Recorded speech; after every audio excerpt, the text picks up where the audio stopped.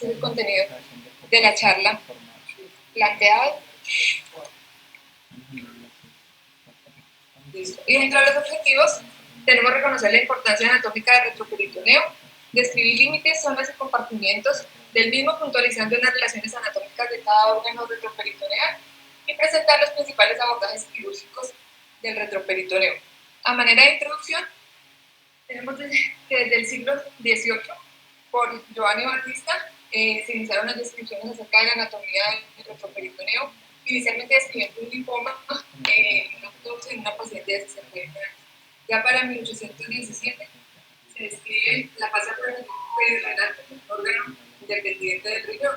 Ya hacia 1893 se describe por Karl Todd la teoría de las fases viscerales, pero que estaban unidas entre sí formando los repliegues peritoneales. Ya para 1883 se describe la fase renal posterior como una entidad independiente. Hacia 1894 se describe la anatomía propia retroperitoneal, haciendo énfasis en el cuadrilátero delimitado hacia la parte superior por la vena esclérica, de la parte inferior por la vena renal derecha, medial la vena mesentérica superior y lateral la vena mesentérica inferior, pasando por medio de ellas la arteria aorta y la emergencia de la arteria mesentérica superior. En 1895 ya se describe la fascia de Hierota, descrita como la fascia renal anterior. Ya en las últimas décadas pues, se han perfeccionado cirugías, sobre todo el índole renal del espacio retroperitoneal, incluyendo la cirugía laparoscópica en este campo. Entonces, considerando que la lista de patologías del espacio retroperitoneal es extensa, que incluye cirugías de trauma, patologías inflamatorias como los hematomas, infecciosas como los abscesos, fibrosis retroperitoneales, la patología neoplásica, ya sea tumores primarios y metastásicos, y la cirugía urológica, pues hace necesario que todo cirujano comprenda no solo la anatomía, sino los abordajes. Con respecto al trauma, tenemos que en general el 15% de todos los traumas abdominales comprometen el retroperitoneo o alguno de los órganos implicados en este espacio. Del 40 al 80% hacen parte de los traumas cerrados y del 20 al 30% traumas penetrales. El riñón es el órgano más frecuentemente afectado, seguido del páncreas y la aorta abdominal. Con respecto a la epidemiología de patología neoplásica, tenemos que los tumores del retroperitoneo conforman el 1% de todos los tumores malignos. Generalmente, la mayoría de estos tumores son los sarcomas. De todos los sarcomas descritos, el 15% son retroperitoneales, con una incidencia de 0.5 a 1 por cada 100.000 personas, con una supervivencia de 5 años después de diagnóstico que varía entre el 12 y el 70%, pero que sin duda alguna la cirugía es el pilar de tratamiento de este tipo de pacientes. Se prefieren las revisiones extendidas y pues es un determinante fundamental para la supervivencia y la recurrencia local. Por eso es importante saber cómo se deben abordar este tipo de patología. Con respecto a los abscesos, tenemos que se describen primario y secundario, de acuerdo a su porcentaje. Primario cuando no se encuentra una causa y un foco aparente de origen, realmente menores de 30 años, y el secundario cuando se origina a partir de una patología que está en estrecha relación al espacio retroperitoneal, generalmente patologías del tracto gastrointestinal, como complicación de una enfermedad de Crohn o otras causas más distantes como apendicitis, trastornos del colon o infecciones de discos intervencionales o cualquier patología infecciosa que por continuidad pues comprometa el espacio retroperitoneal. Ya para hablar con respecto a la anatomía quirúrgica, tenemos que el espacio retroperitoneal es aquel espacio comprendido como lo vemos en la imagen hacia el interior por la pared posterior del peritoneo parietal y hacia posterior por la fascia toracoabdominal y lateralmente por la fascia transversalis, la fascia del músculo transverso hacia superior.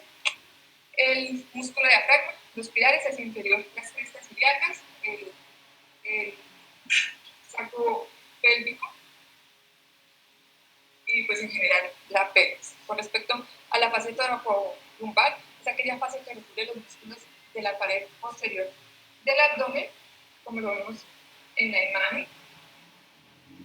Tiene una lámina anterior que es la continuación del músculo psoas, una lámina media que es la continuación del músculo cuadrado lumbar y una lámina posterior ¿Qué deriva de las apófisis?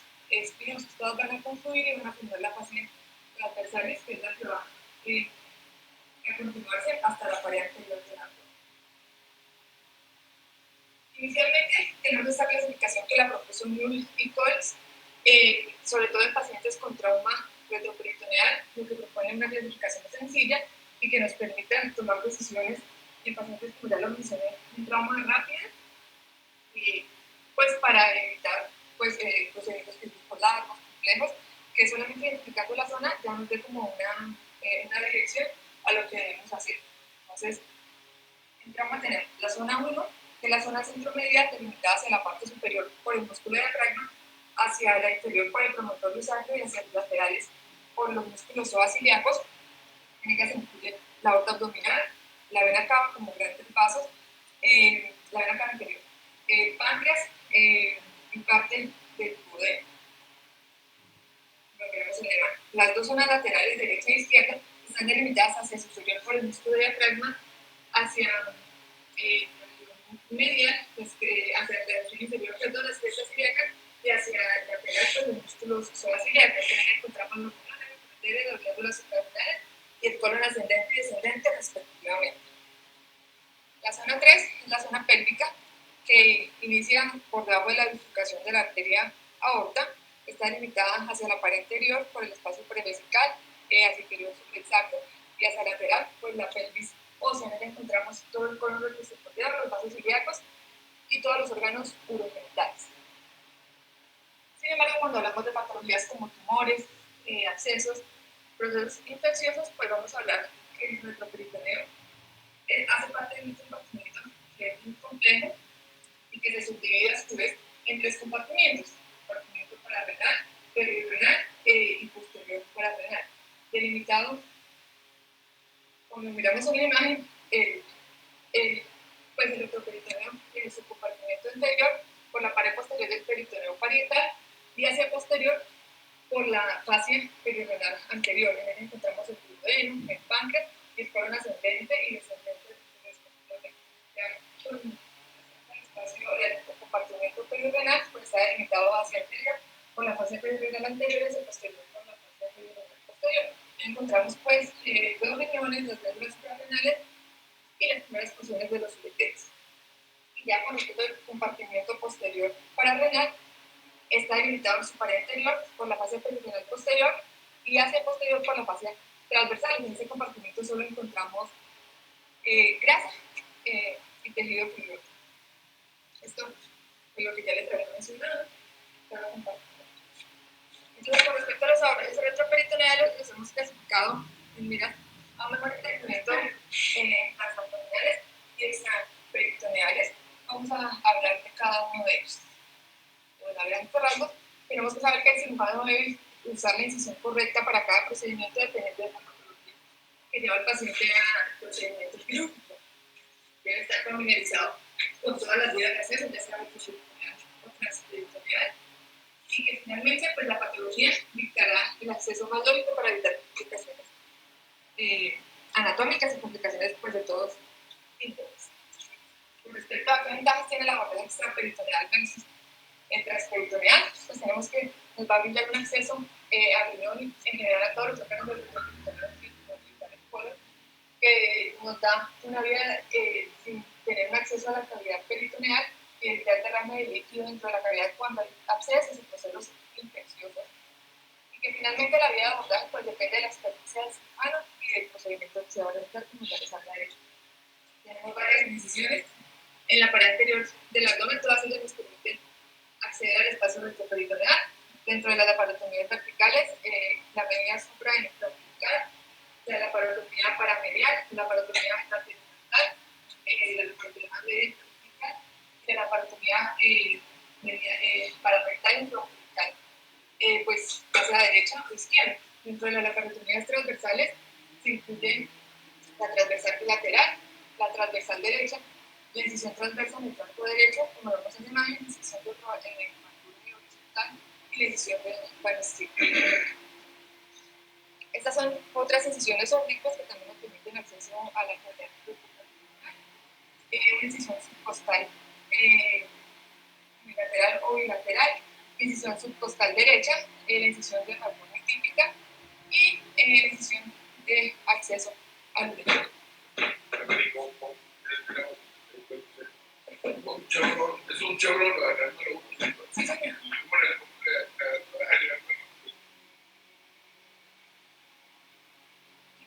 Miramos con la línea media acceder por detrás del cuerpo. Un chorro yo no me cae en la cabeza, vea. El chorro le permite entrar a cualquier lado. No digo, pues, el chorro es tan transférico, de ángulo, de arrastre, todo de frente, ese güey, pero con cara así.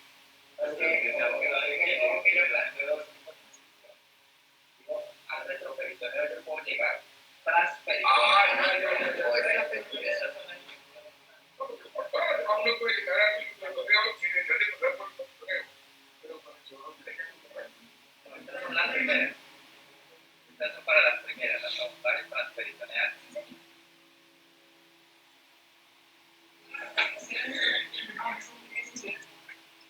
Ya la vamos a mejorar. No. Ya, si nos enfatizamos en los abordajes transperitoneales, generalmente son abordajes utilizados en pacientes con patologías traumáticas o neoplásicas. Tenemos las principales maniobras descritas en la literatura. Entonces, la primera maniobra es la maniobra de Kosher, que lo que nos busca es movilizar la pseudodenal, la cabeza del páncreas, hacia la línea media, que nos permite visualizar la vena cava inferior y el ilio renal derecho. Entonces, lo que se describe es una liberación del ligamento hepatoduodenal, que con este pues, nos permite la apertura y la movilización del duodeno. Nos permite mirar hacia superior el conducto biliar común y hacia inferior la vena mesentérica superior. También se describe que se debe ampliar hasta la liberación de la fascia retroduodenal pancreática, que es la fascia de Treitz, para lograr una movilización completa de todos los órganos a medial y permitir la visualización del ilio renal. Aquí tenemos una imagen, un video, perdón, donde nos muestra esquemáticamente cómo se hace la liberación del ligamento hepatoduodenal.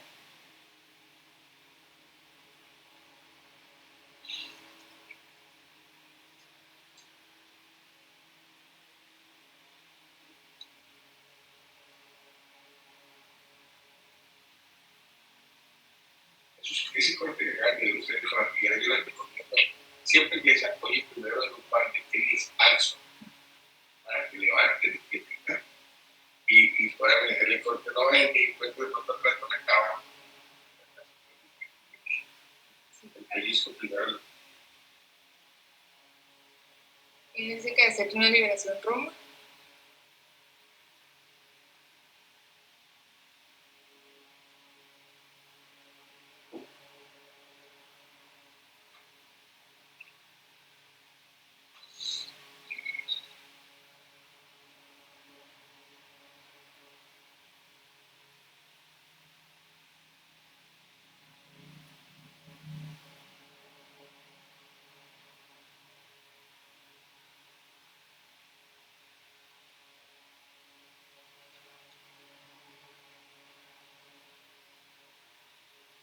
Todo en disección Roma. Bueno, exactamente. Yo he usado varias veces con el dedo. Pero esa pinza corta, de pronto con la tijera hace una disección hacia abajo de la piel. Como cuando de color no hay color. Desde aquí con el dedo, lo que pida para eso. Cortan el dedo y te cortado.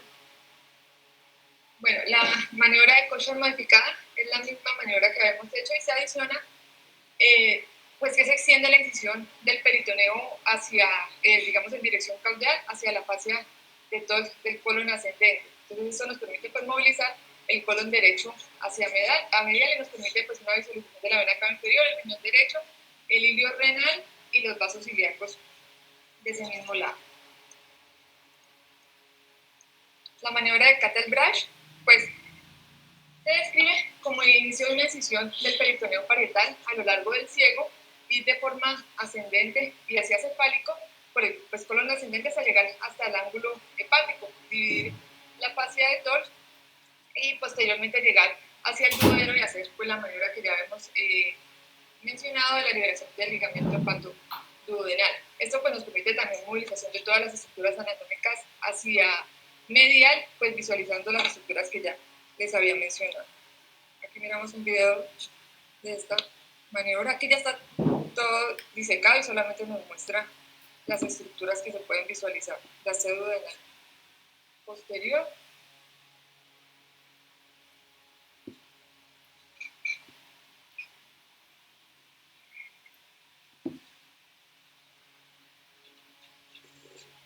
ahí está todo disecado, solo nos muestra las estructuras.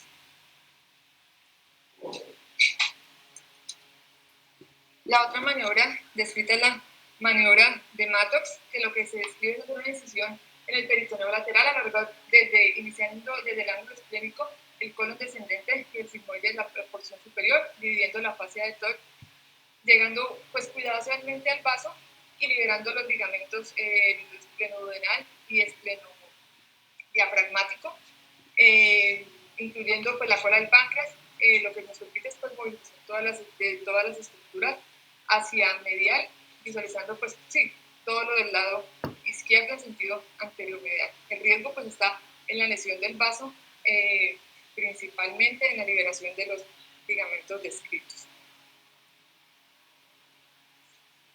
Aquí tenemos un video de cómo se realiza la maniobra.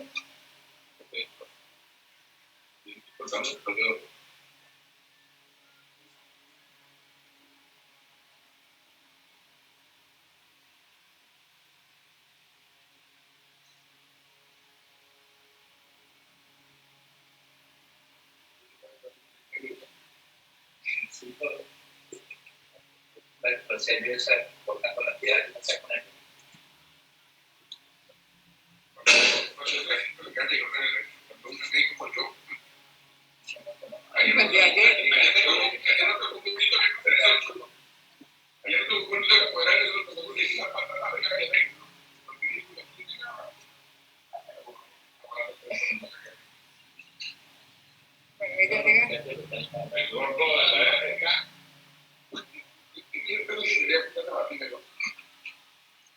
Ahí seca completamente. Ese relajante que usan allá sí es de los buenos.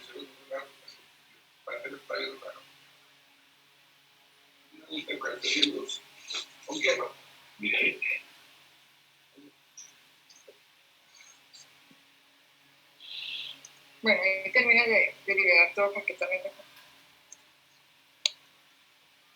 Bueno, en cuanto a los abordajes laparoscópicos transperitoneales, tenemos que la posición del paciente es fundamental en este tipo de abordajes. Tenemos que encontrar que el paciente debe estar en decúbito lateral con el lado izquierdo hacia arriba. Debemos posicionar unos rodillos debajo de la axila, debajo del flanco. El brazo inferior debe estar sobre un tablero de apoyo. Como lo miramos en la imagen, el brazo superior pues, está apoyado ya sobre una superficie acolchada o en un soporte. La pierna inferior doblada y con un relleno en la mitad de las rodillas. Las incisiones que se describen es un puerto de 10 milímetros en la línea axilar anterior por debajo del margen costal izquierdo, donde inicialmente se va a introducir la cámara, otro puerto de 5 milímetros por debajo del arco costal lateral a la línea media, o sea, contralateral al sitio donde vamos a trabajar, y pues se describe también un puerto manual de 8 centímetros, una incisión intraumbilical, una incisión de span steel, pues sí vamos a hacer procedimientos manuales durante este tipo de abordaje. Aquí miramos la descripción, pues eso pasó varios años, en la época de los 80, cuando se describió el primer abordaje laparoscópico de un tumor retroperitoneal con adecuados resultados y pues menos dolor postquirúrgico con respecto a los procedimientos abiertos. Por eso las fotos están así también. Ya con respecto a los abordajes extraperitoneales, vamos a iniciar con la lumbotomía.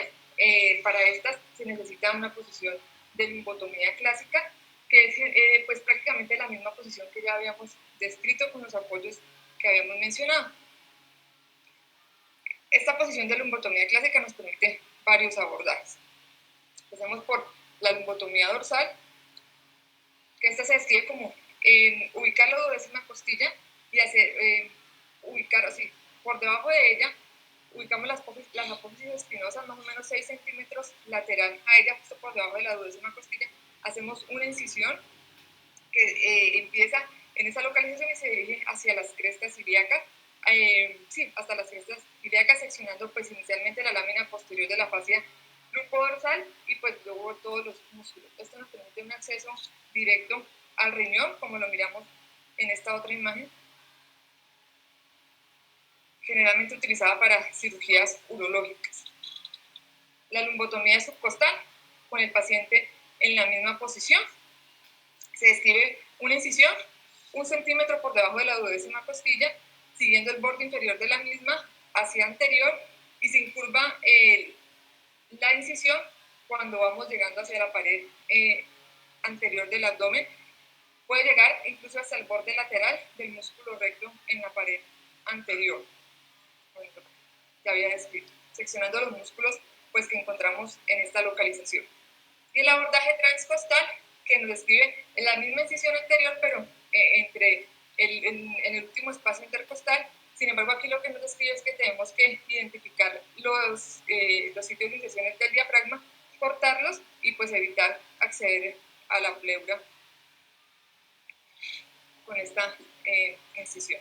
La incisión de Gibson también nos permite un acceso directo al retroperitoneo, lo que describe es ubicar la cresta ilíaca anterosuperior, una medida de 2.5 centímetros hacia medial, por ahí iniciar una incisión guardando los 2.5 centímetros hacia superior del ligamento inguinal y haciendo una incisión como en palo de golf, hasta el borde lateral del músculo recto del abdomen de ese mismo lado.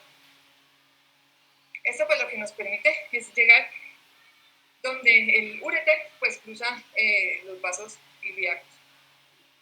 Esa incisión también puede ser una de Gibson modificada, que es lo que se describe es ampliar la incisión en palo de golf hacia superior y hacia medial, en la misma dirección que ya habíamos descrito. Esta es una incisión subcostal que se continúa hacia la pared anterior del abdomen con una incisión de Gibson, es decir, se pueden mezclar todas las incisiones descritas previamente. En cuanto a los abordajes extraperitoneales por laparoscopia, se describe el empleo de 4 puertos, los 3 primeros ubicados a lo largo inferior de la duodécima costilla, el primer puerto de 12 milímetros justo por detrás de la punta de la costilla, otro puerto de 12, 2 dedos por detrás del primero, o sea, hacia posterior, y otro de 5 milímetros, 2 dedos anterior al primero, y además un puerto de 12 milímetros en el triángulo lumbar, que es por donde se va a manejar la cama. Aquí miramos, este es otro tipo de abordaje retroperitoneal por laparoscopia, donde se describe una resección de un quiste renal simple y lo que ubican es 3 puertos, uno de 10 milímetros, 4 centímetros por debajo de la décima costilla en la línea axilar media, y el segundo y el tercer troque de 5 milímetros colocados en la línea axilar anterior y posterior respectivamente, justo por debajo del marco intercostal, y pues permite un adecuado abordaje del riñón y de las glándulas suprarrenales. Con respecto a la evidencia acerca de los abordajes retroperitoneales, pues, ¿qué se describe con respecto a ellos? Esto es un estudio realizado entre el 2003 y el 2011 en un hospital de Medellín. Lo que buscaba era describir pues, los resultados de los abordajes en cuanto a tumores retroperitoneales, ya sea en abordaje transperitoneal o extraperitoneal. Se evaluaron 37 abordajes, sin embargo se encontró en este estudio que pues la población era muy heterogénea, que no habían resultados estadísticamente significativos, pero en porcentaje sí se encontró que la resección R0 se llevó a cabo con mayor porcentaje en los abordajes retroperitoneales, que el tiempo quirúrgico fue menor también en los retroperitoneales, que los pacientes no requirieron transfusión de hemoderivados y que las complicaciones postquirúrgicas fueron mucho menores. Entonces, en general, pues si bien es cierto, no hay una conclusión respecto a aclarar cuál es el abordaje ideal, pues ellos sugieren el abordaje extraperitoneal en miras a tener una resección R0. Con respecto a una evaluación, este es un estudio, una revisión sistemática en la que se comparó el abordaje retroperitoneal versus el transperitoneal para la reparación de un aneurisma aórtico abdominal en cirugía electiva, que si bien es cierto, no hubo diferencia significativa respecto a la mortalidad en los dos tipos de abordajes, sí se encontró que disminuyeron complicaciones como el hematoma, la hernia paraabdominal, el dolor crónico en la herida en pacientes que fueron sometidos al abordaje retroperitoneal, y que sin duda alguna pues el abordaje retroperitoneal podría reducir la estancia en UCI, la estancia hospitalaria y la pérdida sanguínea. Sin embargo, pues tampoco mostró resultados muy concluyentes, solo son recomendaciones que dan. Con respecto al abordaje en trauma, si bien es cierto, en paciente inestable la vía de abordaje inicial es la laparotomía. Este estudio lo que hizo fue analizar un grupo de pacientes que fueron más de 800 pacientes con trauma abdominal con evidencia de lesiones retroperitoneales en traumas penetrantes, pero que estaban hemodinámicamente estables. Entonces se evaluó un periodo de 4 años. Ahí pues encontró que las heridas de puñal fueron las más comunes. Ahí encontraron las lesiones retroperitoneales más comunes: el colon, el duodeno, el riñón, el páncreas, que si bien es cierto la tasa de conversión fue bastante alta, se sugiere y se recomienda la vía de la laparoscopia pues en este tipo de pacientes, por considerando el riesgo de menor estancia hospitalaria, el riesgo de menor dolor postquirúrgico, y que finalmente incluyen la laparoscopia como, sí, como fuente y como manejo en el trauma retroperitoneal. Este es un estudio prospectivo donde se comparó vías de acceso transperitoneal versus retroperitoneal en pacientes sometidos a cirugía laparoscópica de patologías renales de origen benigno. Finalmente, pues no se encontraron tampoco diferencias significativas, pero se plantea que la vía retroperitoneal tiene menor dolor, menor requerimiento analgésico, estancia hospitalaria más corta y una convalecencia más corta, por eso también sugiere la vía de abordaje retroperitoneal respecto a la otra, pero tampoco hay estudios concluyentes respecto a esta patología. Este fue otro estudio publicado en una revista de urología, pero realizado por anestesiólogos, donde lo que hicieron fue comparar el requerimiento de analgesia en las dos vías de abordaje para nefrectomía laparoscópica, transperitoneal versus retroperitoneal, y lo que finalmente concluye es que la retroperitoneal en este estudio sí requirió mucho más uso de analgesia en las primeras 12 horas, pero que después de las 12 horas pues, el requerimiento de analgesia pues, era igual en los dos abordajes. Y finalmente, en el 2021 y el 2017 se han descrito abordajes laparoscópicos retroperitoneales sin necesidad de acceder a la cavidad para drenaje de pancreatitis aguda necrotizante infectada. Ya se han descrito casos con muy buenos resultados en pacientes que han requerido de enfriamiento y buenos resultados a largo plazo, que es lo que sin duda alguna pues se está estudiando en este momento, y pues también sugieren este tipo de abordaje en estos pacientes. Y como conclusiones, pues es fundamental conocer la compleja anatomía de todas las entidades de la pared abdominal posterior y el peritoneo. El reconocimiento de sus variantes e implicaciones son cruciales para la exitosa cirugía de todos los órganos retroperitoneales. La vía de abordaje, técnica y demás intervenciones deben ser elegidas por el cirujano tratante, basándose en la patología de base y en el objetivo del procedimiento. Y el abordaje laparoscópico, ya sea transabdominal o extraperitoneal, se está posicionando como una vía de elección al documentarse menos tasa de complicaciones, menor estancia hospitalaria, menor estancia de UCI, menor tasa de sangrado, inclusive en pacientes con trauma del retroperitoneo. Muchas gracias. Yo tengo una comentario, y es que es claro que los abordajes peritoneales tienen mejor respuesta en cuanto a la mortalidad y la morbilidad postoperatoria es igual, es menor en los hombres.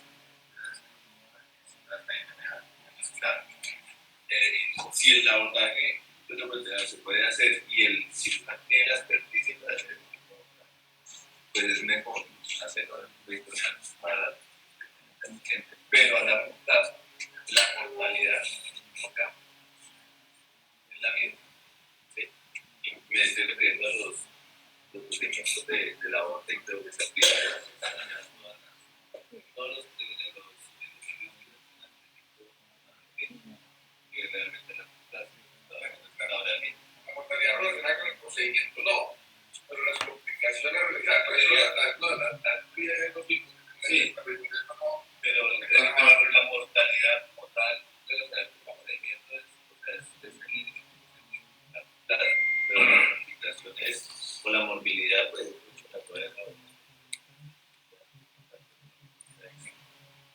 Entonces, pero yo sí quiero decirle que los abordajes y que lo debe escoger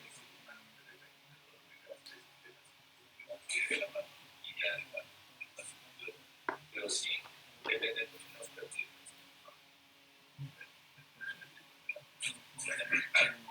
No es fácil, no es fácil mantener por lo menos Mario que estuvo allá acordado, pero acordado sí hacen todo y grabamos bien, pero porque el sitio pues, hacía mucho abordaje de su para no programado.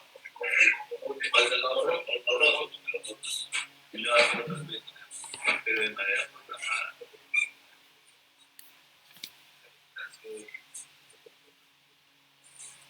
Ellos, el abordaje tiene mucha experiencia en eso. Más demorado lo que tienes para. Mira, no hay más complicadas en las robos y sobre todo en de la plantera.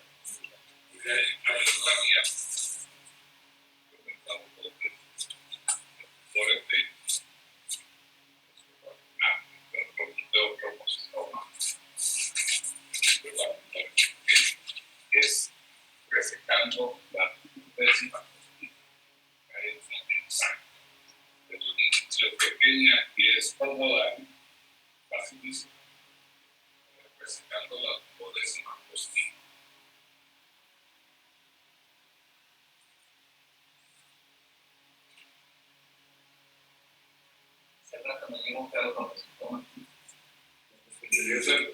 Bueno, muchas gracias. No sé si el doctor David quiere agregar algo a la presentación.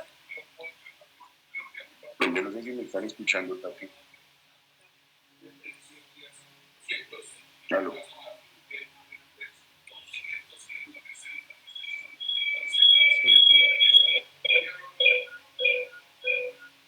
Aló, ¿me escuchan? Sí, estamos escuchando. Ah, bueno. No, tranquilo, felicitarte porque pues las recomendaciones que te di las aplicaste. Lo de los videos me pareció muy chévere. Yo creo que cuando uno termina la residencia debe tener al menos muy claros los abordajes transabdominales, la maniobra de Kocher, la maniobra de Cattel-Brasing, la maniobra de Matos. Yo no sé si tú te acuerdas de esa neutrectomía que hicimos como recién me había graduado yo, y pues también hay que hacerlas y tener en cuenta que en el trauma normalmente el hematoma que se acumula perirrenal distorsiona un poco la anatomía. Lo mismo que le dije a Ana María la vez pasada, cuando tú empieces a presentar estudios, tienes que dejarle claro al auditorio cuál es el motivo que tú estés presentando los estudios. ¿Qué te motivó a ti o cuál es tu pregunta? ¿Cuál es la pregunta que quieres responder? Yo entiendo que querías comparar los dos abordajes en cuanto a, me imagino, a resultados posoperatorios, de estas cuestiones. Pero entonces eso siempre debe tener que quedar muy claro. Manejaste muy bien el tiempo, los 30 minutos que habíamos hablado fueron exactos, entonces pues eso también es algo que se valora y pues nada, muy bien, te felicito. Bueno, vale, muchas gracias.